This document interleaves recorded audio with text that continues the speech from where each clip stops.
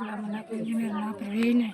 4 बच्चे ने, 2 मजदूर ने, एक बच्चा मजदूर है। बच्चे जड़ी गल्लां कौन करदे कोई।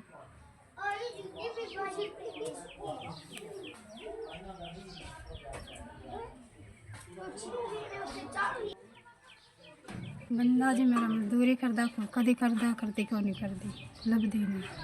दाल रोटी भी नहीं पूरी होंदी।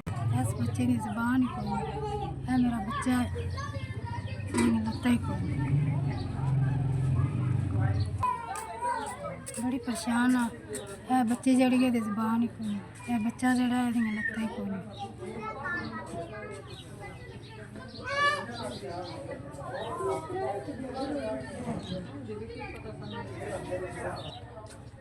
और कमाई का आसरा कोई नहीं।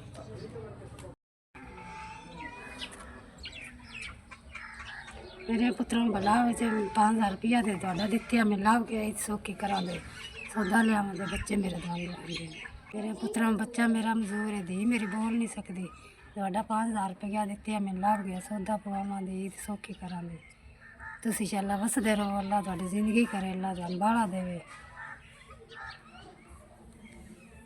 जी शुक्रिया।